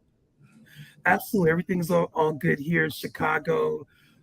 Blessed to be able to be the managing editor of one of the most historic Black publications in the country. But it's really good to see you. And yes, hello, guys. Eager to join the program. We appreciate you taking some time, man. You had, well, first of all, it feels like the overarching story from the 3 days of the NFL draft was Shedeur Sanders and his odyssey from what folks thought was possibly the number one pick in the draft to the 144th on the third day, going to the Cleveland Browns in the 5th round. And it was something that nobody really had an answer for, you know, to the point that I was talking to a good friend of mine prior to the show today, and he opened a vein regarding ESPN and the way they were going on about not having any clue as to what had taken place. And he's like, you know, with all of the investigative reporters at the worldwide leader, you know, nobody's got any idea what's taking place here. Really, you got nothing for me, no insight at all. And your ESPN, I wish I had recorded it because it was a vintage rant on his part. But it creates a lot of questions to me, to somebody who's trying to look at this objectively. Again, at the end of the season, Shedeur Sanders, Cam Ward, they were generally accepted as the top two quarterbacks in this draft. Cam Ward goes 1, Shedeur Sanders goes 144, and what? 4 quarterbacks go between them. And you know, when there's no real visible explanation, then you get a lot of conjecture and you get a lot of folks with a lot of theories. And TACUMA printed one yesterday. TACUMA, the floor is yours. So there are a lot of theories that are floated around. As you alluded to in the pre-draft process, we had many of our national NFL draft analysts who had Shedeur Sanders pegged as, a majority of them, I would say, had Shedeur Sanders pegged as the number 2 quarterback behind Cam Ward. And while there are theories, and we were never really to get a clear answer, the one incontrovertible truth we saw was that we had a quarterback who was supposed to go somewhere toward the bottom of the 1st round. There were rumors about him going to the Giants at 3, to the top of the 2nd. But the fact that he had to go at pick 144 to a team that already had drafted a quarterback 2 rounds before in Dylan Gabriel, who is a good quarterback, but wasn't considered the talent that Shedeur was, that spoke louder than anything else. And it makes you think about what went behind that decision. What what was the league saying by making this what I feel like a collective statement, and team after team passing on him, including his mentor with the Las Vegas Raiders and Tom Brady multiple times. And I mean, I just feel like if he can't play, then where was that in the run up to the draft? If we knew that he was going to slide, how come nobody was saying that before Thursday night, before Friday, before Saturday? It really, again, it allows for a lot of conjecture. It allows for a lot of theories, and I don't think you can really discount anything. Was it that teams didn't want to deal with what they thought was a meddlesome dad in Deion Sanders? Was it, the confidence that both of them projected in the run up to the draft? Was it bad interviews with the teams? Was it a lack of preparation? I mean, we don't know. And again, I don't know that we're ever going to know. Maybe we shouldn't know. I don't know. But it just kind of leaves room for a lot of conjecture and speculation and conversation. And a lot of it, I don't think, makes the NFL look very good.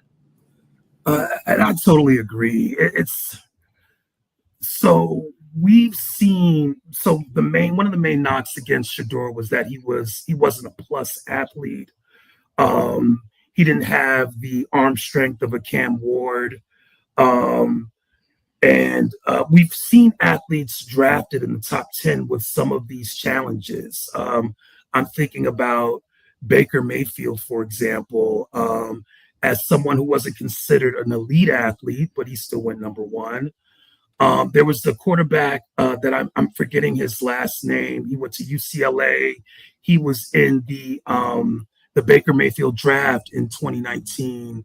His name escapes me. He had some of the same athletic challenges, but those weren't questioned or brought up the same way it seemed. Josh Rosen? Josh Rosen. There you go. Thank you for that. It didn't seem, those limitations were brought up, but it seemed like it was more vociferous. It was more louder around Shedeur Sanders. And the point of the column that I was writing was that we saw in the wake of his slide, a lot of people cry racism to a certain extent. But I think what it was too is that it served, because Cam Ward is a black quarterback. He went number one. If you can perform in the NFL, you can perform. But I think what I came down to for me writing this was that it was a triggering event. It causes you to look at, well, why such the harsh rebuke against what I would call athletes who are iconoclasts, who are rebels in a way, who buck the system. There's a long history of athletes like these who are being shunned by whatever governing body they perform for, whether it's Colin Kaepernick, Kurt Flood, John Carlos, and Tommy Smith at the Olympics in Mexico City. And so what we saw with Shedeur was, it seemed like a triggering event for a lot of people that made us say, this doesn't smell right, this doesn't look right, this looks a little like collusion, this looks a little conspiratorial, this feels like racism. Tacuma, I'm curious, do we put any credence, or give me your thoughts? Shedeur slides out of the first round, and based on, more often than not, especially the second round, by that point you're thinking backup, quote unquote, for a label of a quarterback, regardless of what year it is. Do you buy any credence, or give me your take on, at that point, maybe franchises are looking, saying, hey, maybe if we're getting Shedeur this late, it's in a backup role, and we don't necessarily want, to Mo's point, meddlesome parents or just kind of that extra baggage that comes with. Do you give any credence to that? Because that's the only real kind of justification I can maybe see. If you're not going to bring him in as the starter, why would you hypothetically bring in some extra baggage for a perceived quote unquote backup at that point? I agree. I mean, if anything, he's the kind of quarterback that you would envision as a starter based on what he's accomplished. Right. You know, resurrecting two programs or being part of a resurrection of two programs at Jackson State and then at Colorado. I think he went undefeated in the conference at Jackson State. Yes, it's considered a lower level of competition, but he still went over his 2 seasons, 23 wins, 3 losses. Colorado, before Dion and Shador got there, they were 1-11, right? They didn't have a great first year, but this last year, 9-4 in a bowl game, very respectable, very commendable. That's hard to pull off. And I think that ultimately what got underplayed in this whole process that gets celebrated with other athletes we've seen in history are the so-called intangibles, right? There's I think a quantifiable, it's unquantifiable, but there is something to say about someone who's been a part of a resurrection of 2 programs. Yeah. Who had the all-time completion percentage record, Big 12, Offensive Player of the Year. He won the Johnny Unitas Award. I mean, this is a big deal. And he did it behind what many would believe was a subpar offensive line. Mm-hmm. And he played for a professional offensive coordinator, an NFL caliber offensive coordinator, and Pat Shurmur. I would think all qualities that would qualify him as more than a backup. I agree, and that's kind of my only real devil's advocate. My issue is not necessarily – I do think this year's – and Mo and I have even talked about this. Cam Ward probably – I mean, you could maybe make the case QB 6 in last year's draft. So I do think the quarterback class a little watered down. Yeah. But so my issue is not necessarily the quarterbacks being drafted lower. I do kind of – I mean, when you're drafting Dillon Gabriel, and this was a guy that I loved watching, when you're taking him ahead of Shedeur Sanders, that's when I kind of started scratching my chin this weekend and like, hey, what's going on or what's really at play here? And that's what obviously makes it so fascinating that now they end up in the same quarterback room together. Yeah, and because Dillon Gabriel is a great quarterback. What he did at Oregon and other places were great, but when we see in the NFL that short quarterbacks are starting to get stigmatized a little bit, Kyler Murray, Russell Wilson, whatever you want to say about him now at this stage, Dillon Gabriel is not 6 feet tall. Does Dillon Gabriel have the kind of arm talent that even a Russell Wilson had at his short in stature as well? So when he got selected third ahead of him, it boggled my mind. I know that certain people were talking about Tyler Shuck more later in the process. And I understood the physical specimen that he was even at 25, 26 years old.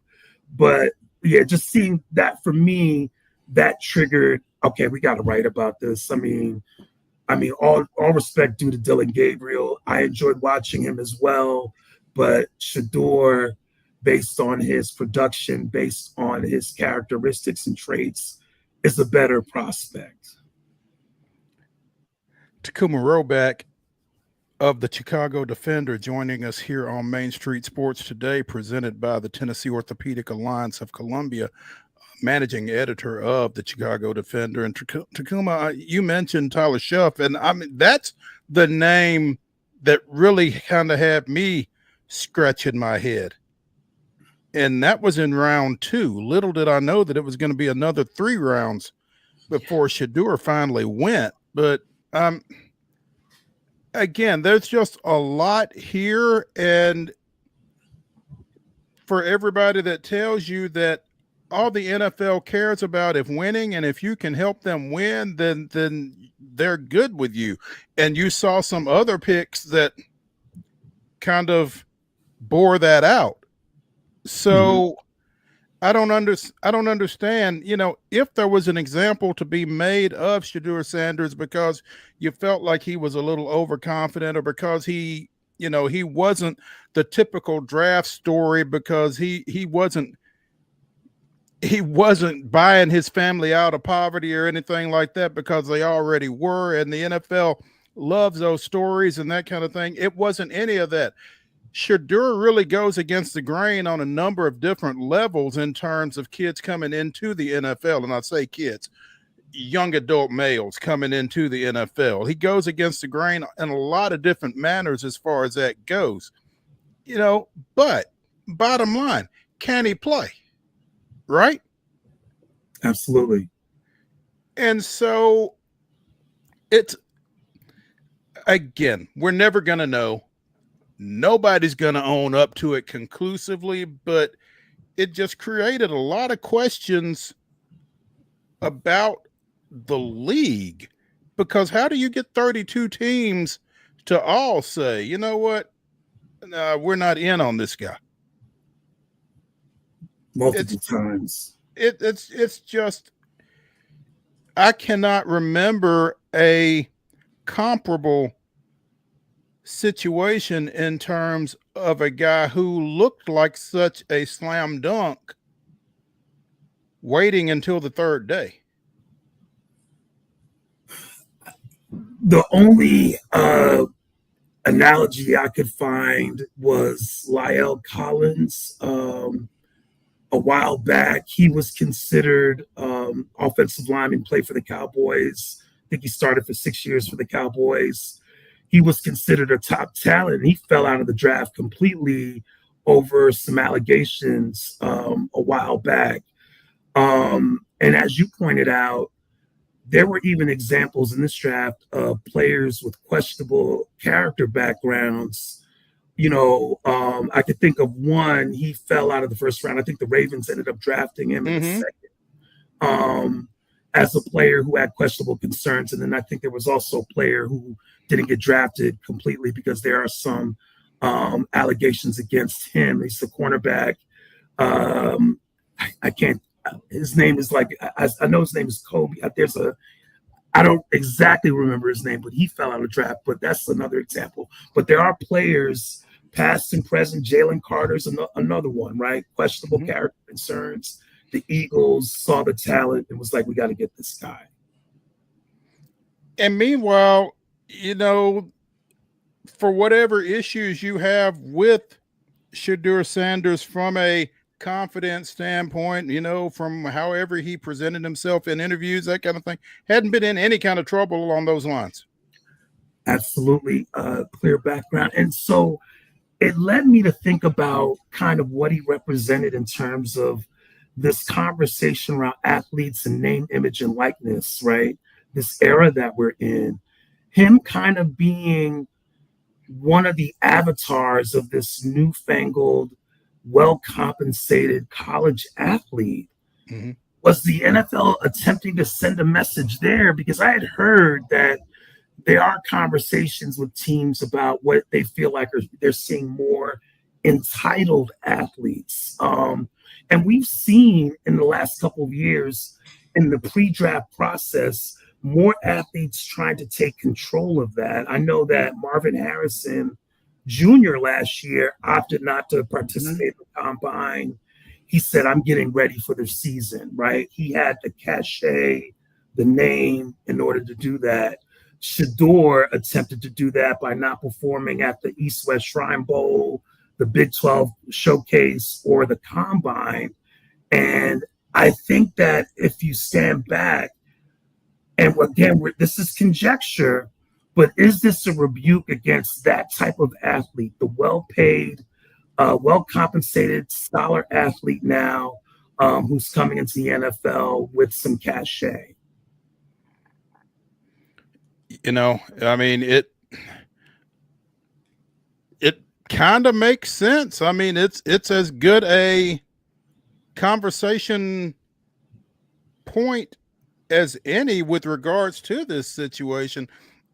I think the one thing that concerns me, though, under any circumstance, is the phrase, is the NFL sending a message? Because that's collusive. I think they are.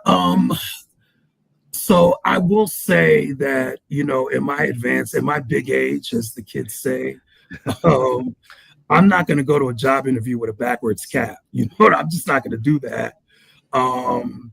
I'm going to, dress up. I'm from a different era. You dress up for the job you want.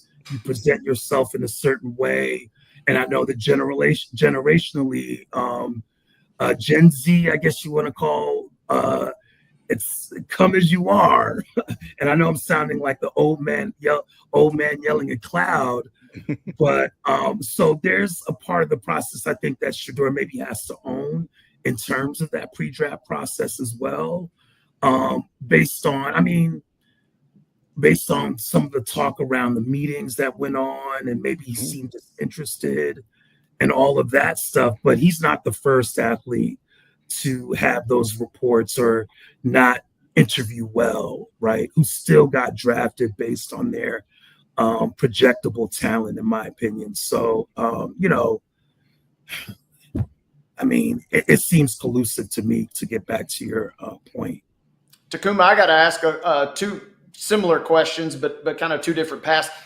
Does this do anything for Colorado and Deion and his staff and maybe the way they approach things? Now, I know this was such a unique situation with it being his son. Does Colorado take a hit, quote unquote, with this? Do they alter the way they market their potential draft picks now in your mind? Or is that a non-factor? I'm not inside the head of Coach Prime Sanders. What I will say, and I have to acknowledge, there are two things I want to acknowledge. One was the way Shedeur handled what with this, I guess, perceived humiliation. His message after being drafted in the 5th round, him even saying that he's learned some things from this. I know that Coach Prime is a professed man of faith, and as well as I am. And right, when something doesn't quite work out, you go back, you course correct, you self-scout, so to speak, so that you can maybe not encounter the same obstacles as before. So I would hope that, based on what occurred with his son, that program would course correct, and that maybe it'll be a smoother process for other NFL prospects coming out of Colorado. That was the one thought I had. The other thought was obviously what happens with Sanders in an insanely crowded quarterback room now in Cleveland. That's what puzzled me. You've got Joe Flacco, Kenny Pickett, Dylan Gabriel, Deshaun Watson, although he probably won't play next year, and Shedeur. It's a lot of chaos, but it could also be a team that's been in search of an answer quarterback for as long as I've been, since I was a teenager, maybe. I don't know. There were a few flex alike. I remember Derek Anderson had that one year, right? Who have been searching for an answer for decades. Maybe it's them throwing everything against the wall and seeing what sticks, and I can't be mad at that. To me, it feels like Flacco probably gets your nod to start, and Pickett, maybe whoever wins that battle between them two maybe gets politely shipped out of town, and then it seemingly, to me at least, becomes Gabriel and Shedeur for that backup role. And I find it fascinating, and you kind of made my point for me there. Of all the franchises that you want, maybe quarterback stability and the Browns don't necessarily go hand in hand over the years. Not at all. Not at all. But, that's the reality when you're in quarterback, HE double hockey sticks, as they say. When you're a franchise, like when you don't have an immediate answer, how do you approach it? And this will definitely be a case study going forward. I would love to see. I hope they're the Hard Knocks team this summer. That would be amazing. That would be amazing. Tacuma ROEBACK, managing editor of the Chicago Defender, joining us here on Main Street Sports today, presented by the Tennessee Orthopedic Alliance of Columbia. Tacuma, appreciate you taking some time with us, man. Again, if you want to follow Tacuma and see his work in the Defender, you can follow him on Twitter or on X at Tacuma Roe, TACUMAROE. Tacuma, great catching up, man, and hope to catch up with you again soon. Likewise. Thank you so much, guys. All righty. Hey, let's take our final break. Let's come back and get you caught up on everything you might have missed over the weekend with the Monday Mirror here on Main Street Sports Today, presented by the Tennessee Orthopedic Alliance of Columbia.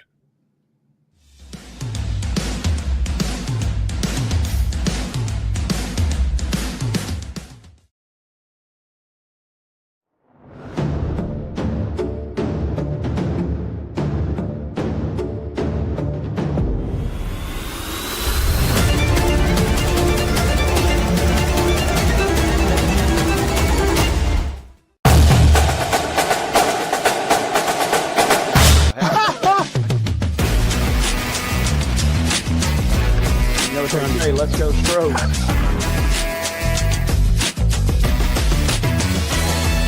People are amazed at the variety and quality of guests we bring into Main Street Sports Today. But when you've been in this business for nearly 40 years and you never throw away a phone number, it's pretty easy. Right, Wade? Absolutely. And Wynn agrees with me.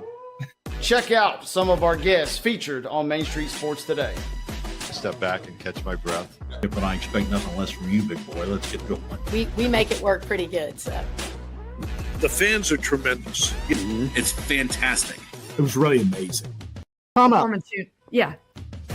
From preps to pros, you never know who's going to stop by, so be sure to listen to and watch Main Street Sports Today from 2 to 4 p.m. daily on the MSM TV app.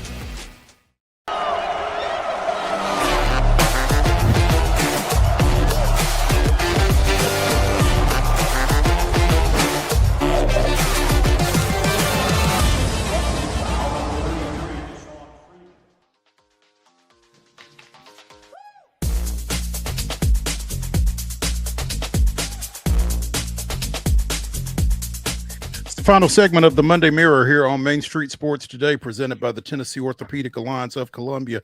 That's Wade Neely. I'm Maurice Patton. Wade, Wade's got his Everton gear on today because he knew we'd be talking soccer at some point. Liverpool won the league this weekend, Mo, which obviously is the most horrific thing known to an Everton fan. But I tell you what, in an episode of Petty Wars, Liverpool had this big celebration. You know, they got fans with their flares ready to show off their red and celebrate. Some Everton fans started selling blue flares that were wrapped in the red tape, and they shipped them out. And so in the celebration yesterday, there were a few little blue puffs of smoke from some fans that got duped. So Petty Wars reigned supreme in the Merseyside derby. That's awesome. On this side of the pond, the Nashville Soccer Club put out a record-setting performance on Saturday night in their 7-2 win over the visiting Chicago Fire. Sam Surridge, who had scored 2 goals in his last 9 games, scored 4 Saturday night. I mean, 3 is a hat trick. What's 4? Hat plus 1, best I can come up with on short notice. Surridge scores 4 goals. The NSC wins again 7-2. And I mean, that's a laugher in soccer, right? Yeah, that is a absolute bloodbath. I said it in the rundown. I mean, it was belt to ass, and that is even in the BJ Callahan, you know, rhetoric and talk that we've mentioned about, you know, this is kind of the upside that you can get offensively. 7 goals is just bonkers stuff. That is a whooping of the nth degree right there. I mean, Hani Mukhtar had 2 goals and an assist. Any other game, that would be who you're talking about coming out of that game. Except when Sam Surridge scores 4.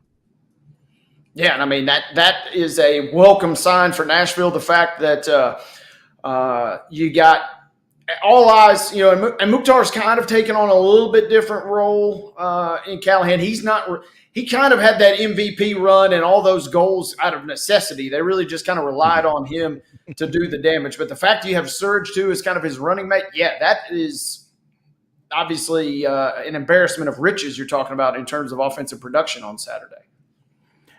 Did Walker Zimmerman play Saturday night?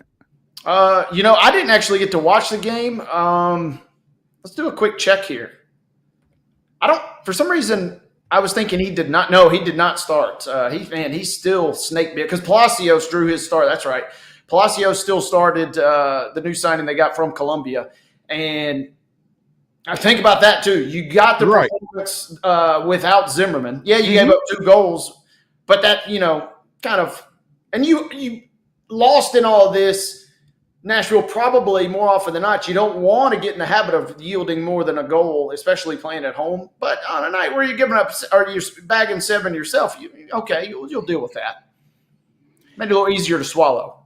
It was 5-0 before the Fire scored. Is that right? It's an unbelievable performance from them. I mean, they jumped on them from the jump. Nicole Palacio, a good friend of mine that runs their socials, and I just sent her a message Saturday night and just said, holy smokes. And she just sent back eyeballs bugging out emojis. I mean, it was kind of – these happen in sports. We talked about, the Grizz losing by 51. That's the regular season equivalent. I mean, you're not ever giving up 7 goals. You're not ever giving up 5 before you get your first. I mean, it is 5.5. I mean, it is unbelievable stuff. And again, Chicago's not the greatest team by any stretch of the imagination in the East. But they were on par with Nashville in terms of standings. You can't help but be excited by what you saw out of NSC on Saturday.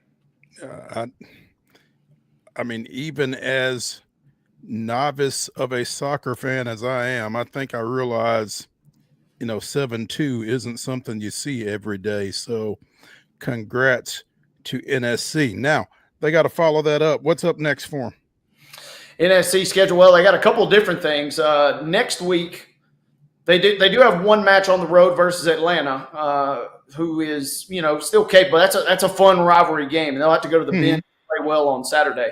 But also next Tuesday, they do now know who their opponent will be in the round of 32 for the U.S. Open Cups, and they don't have to go very far to find their competition. The Chattanooga Red Wolves will come up to play Nashville next Tuesday. That's on May the 6th. That'll be a cup match. So they got the home game Saturday. That's an afternoon kickoff, which is clutch. And then next Tuesday night, they'll welcome Chattanooga in that opening round of the U.S. Open Cup for Nashville. Chattanooga's been playing. They had over 11,000 fans at the Chattanooga. It's crazy how the bracket fell, as the Red Wolves also had to play the other team out of Chattanooga in the USL. And vibes were off the charts in that, round of 64 matchup, opening round for them guys. And the Red Wolves pick up the win. So Nashville's got a fun little stretch here. Atlanta on the road, home match in the Cup, and then you got a string of 3 straight at home versus Charlotte, New York, and D.C. Nashville could get on a little bit of a roll here in the East. Blades Brown is on a little bit of a roll. We talked about him not teeing off in the opening round of the Veritex Bank Championship out in Texas. He did not go off on Thursday because of weather out there. Made up for lost time and continued to do so over the course of the weekend. Finished with a 27 under 257 for the tournament. Go 61, 67, 66, 63. That 257 was 3 strokes off of the final lead. Johnny Kiefer wins it with a 254 for the week. 30 strokes under par, Mr. Kiefer was. And I guess there's 2 ways to look at it if you're Blades Brown. I go 27 under for 4 rounds, and I don't win. But I went 27 under for 4 rounds. Yeah, and yesterday he had his first ever as a professional bogey-free round, so you got to feel confident coming out of the weekend.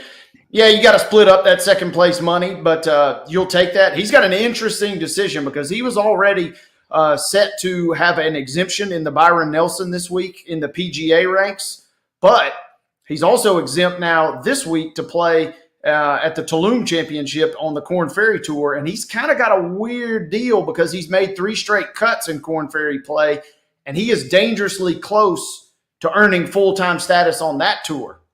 So we always say it's good to have options. This youngster's got a lot of options now. He could play with the big guys, and if he does well, obviously that could bring some far-reaching implications, or if he decides to run it back in Mexico this weekend and has a great performance there, now he could get that stable kind of Corn Ferry experience, which, as we talked about with Verge a couple weeks ago, he's looking for consistency. He's just looking to get out and play consistently. So I'll be kind of curious to see which of those two routes he goes.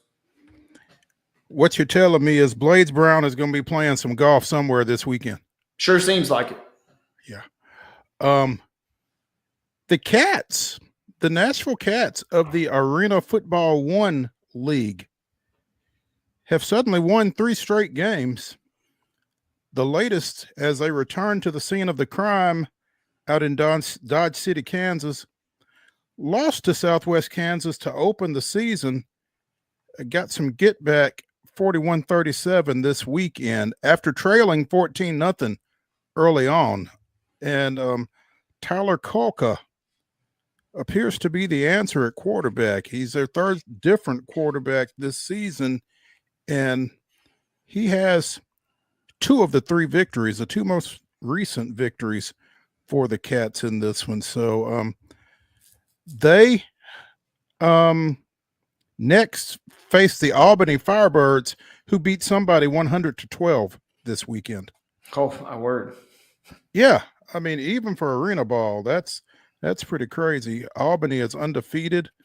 I can't tell if that game is here or in Albany, but that's the next matchup apparently for the Cats. So keep an eye on that. It might be at Municipal. It might be in upstate New York. We're not sure. We'll try to let you know when we know that. Tough SEC weekend for both UT and Vanderbilt. They both dropped road series. UT dropping 2 of 3 at LSU. The last a 12-2 loss yesterday. Vanderbilt dropped the first 2 at Oxford before defeating the Rebels 13-0 in 7 innings yesterday. So at least they got to get out of town with a pretty decent taste in their mouth, as opposed to the Vols, who lost Friday, won Saturday, lost yesterday, and lost big yesterday. Went through some pitching, obviously, in that process. But, you know, as we've talked all year, it's just another weekend in the SEC. Yeah, but because it's Vols Nation, the panic button is got from out of the closet. It's on the table. And they have an interesting, you know, they have the talent, as Ben and some others have visited with us, have talked about. They have the talent to kind of, I'm not going to say not worry, but they can kind of just skate by. They're not going to win the SEC this year. It looks like Texas is pretty much all but locked that thing up. So what can you do now? And what they need to do now is maybe a little soul searching, then finally just start stacking some wins. And yeah, in a way, they haven't discredited the regular season, but you can almost kind of now take the shackles off of the regular season and just making sure you're prepped for postseason. Because let's be honest, right? At the end of the day, that's all this Tennessee team was going to be judged on. They could finish middle of the pack in the regular season, not do so hot in the conference tournament, but as long as they make a run and maybe get back to a deep spot in Omaha, nobody's going to care, right? Exactly. NHL playoffs continue tonight. Tampa Bay is at Florida. The Panthers lead that one 2-1. Colorado goes to Dallas for Game 5. That one is even at 2-2. St. Louis and Edmonton both even their series with wins yesterday. Washington and Carolina both went up 3-1. So Florida still Wade's team to watch. Dropped one on Saturday, but yeah, they're still chugging along, and it feels a little odd. Only 2 games on the slate tonight, but there's 2 good ones at least. There we go. That's going to do it for the Monday Mirror edition of Main Street Sports Today, presented by the Tennessee Orthopedic Alliance of Columbia. Join us tomorrow at 2 o'clock. We will be here. Hope you are too. Have a great Monday evening. We'll see y'all then.